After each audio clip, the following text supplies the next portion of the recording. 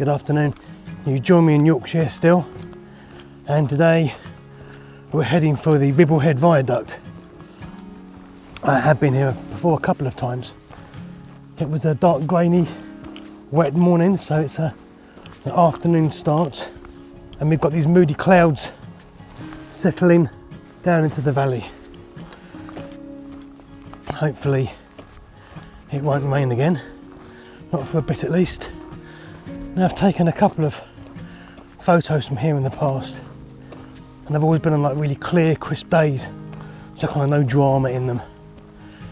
And today it looks like there's nothing but drama, so hopefully we'll get a nice atmospheric, possibly black and white photograph of the viaduct. Right, less talking, more walking.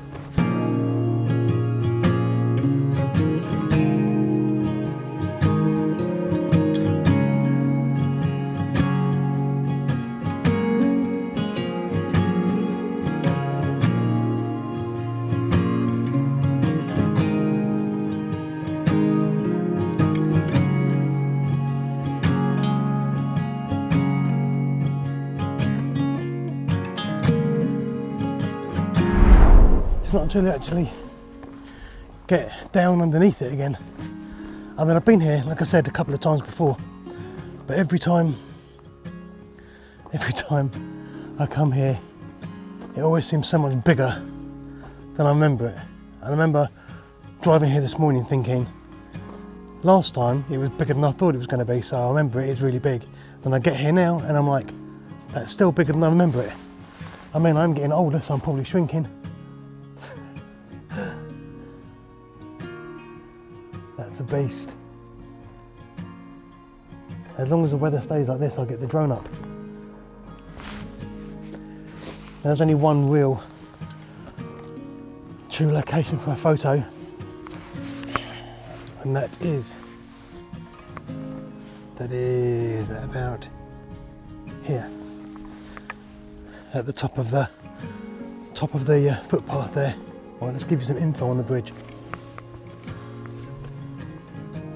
Right, the original viaduct was built between 1870 and 1875, and it was fully restored in 3 stages between 1988 and 1991 by British Rail, with the support of all these companies: English Heritage, Settle and Carlisle Railway Trust Heritage, Friends of Settle and Carlisle, etc. The list goes on. And I have been over this on the train on a very wet day, I seem to remember as well.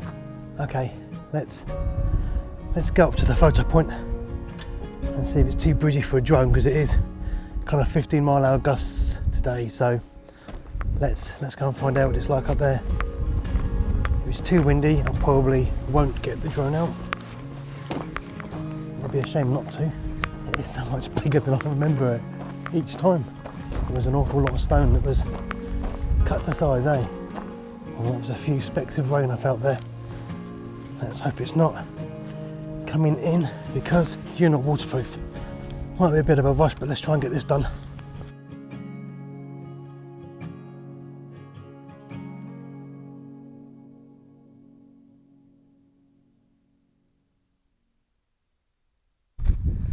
Ooh. I do find it strange. The older I get, the fatter I get, the harder all these walks get. There's a nice little bit of light coming through. I think I've missed that patch because I haven't even set myself up yet, but I mean, it's quite a common stretch. It's so well worn. There's also like a flat spot there with 1,000 feet today have parks on it. I want these rocks as the foreground, so I think here's a good spot. I don't know whether I want to get down any further. Maybe I do. I think, actually, although my name's not Ashley, I'll have to get the camera out and see.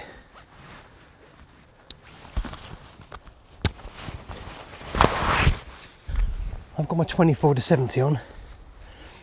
I can't remember whether I go wider than my 24-70. No, I don't. That's what I used before, I'm sure. Okay. And before that rain comes in, which it's definitely coming in, I'll see if I can quickly set up a nice little image. I am also going to have a quick wander just down to the bottom here and see if I can get any kind of better angle, but I'm pretty sure, I know it was a few years ago, but I'm pretty sure it was from there. I always seem to have to take my glasses off, you know. I really like this rock in the foreground. I always have, and I have taken one with this rock in the foreground. But I seem to remember it was with the other lens. And it's a shame that this hasn't quite turned. There's some red in it already, but nowhere near as much as there was previously on previous trips. Which is a shame, because that is lovely as a colour. I always really struggle to make my mind up. I end up wandering around. These colours are gorgeous. Another week or two and they would be my foreground, because the red against the green would just be absolutely beautiful.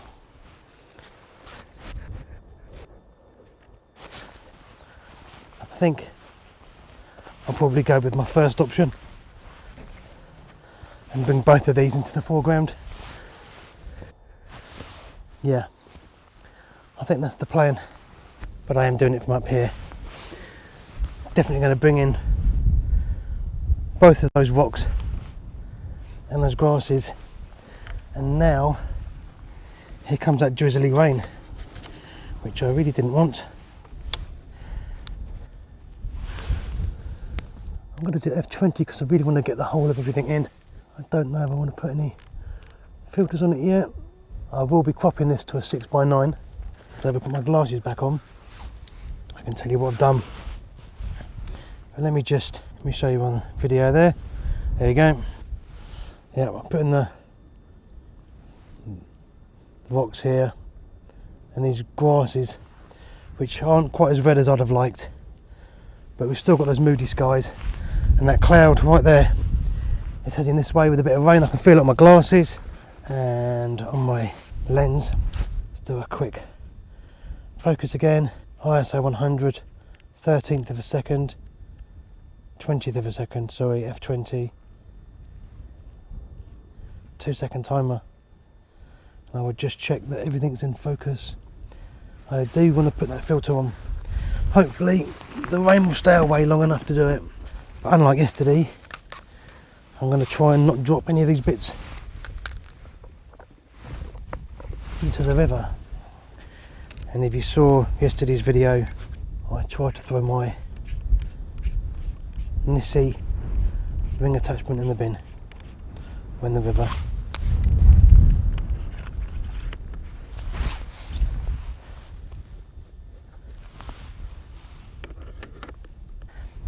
That wind is definitely building up now. Got some fantastic light coming from underneath the viaduct. Just going to stick on my Nissi variable ND8 filter.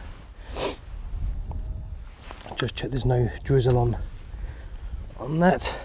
Let me just show you with the video on that I can just help the skies, which means I can crank up the foreground a bit nicer. Okay, it looks really nice and white behind there right now. So, right, where am I? I am at, check my histogram. Okay, so I am at half a second, F20 ISO 100 on a 2-second timer. Let me just check that's also focused again. Down there on the rock, and right, 2-second timer. Just check that is all in focus. Yes, it is. And I'm very pleased with that. I am going to do a quick flick round and take one in portrait as well. The same principle. Nothing's changed other than the focal point maybe. Rocks in the foreground. No, don't like it. Don't like it that way at all. Okay, so we're sticking with the 16:9 in the landscape. I'm going to park here for a minute longer and crop in a bit. And it's all blown white behind there because those clouds are coming in. So one more, and if that's any good and I'm happy, I'll show you now.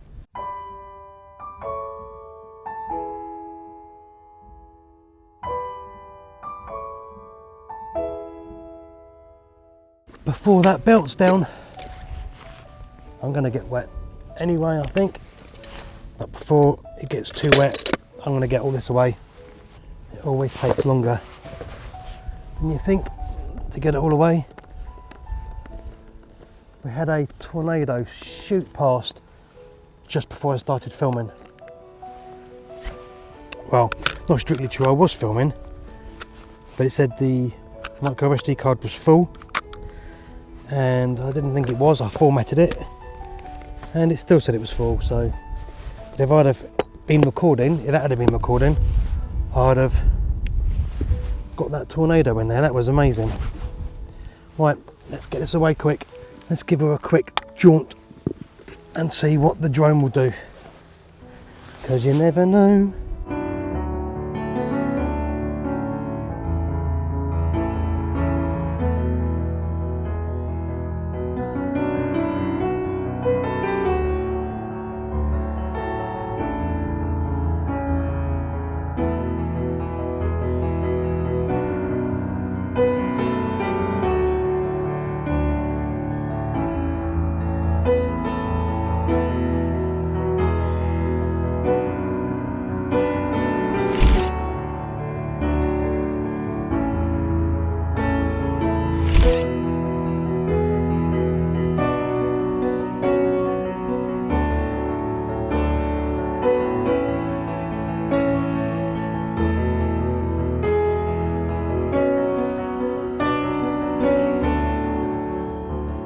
Thanks for joining me on this little kind of almost ad hoc photo shoot.